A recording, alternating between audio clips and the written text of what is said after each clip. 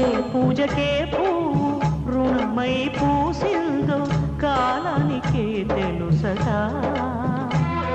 ఆ కాలం కనుమూస్తే కలగా చెరిగేది జీవితం ఒకటేనట.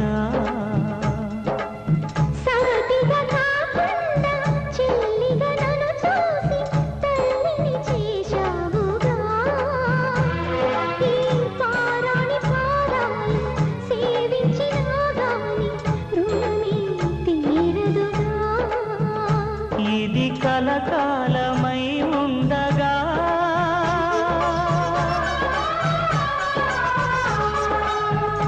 నీ అనుబంధమే పండగా.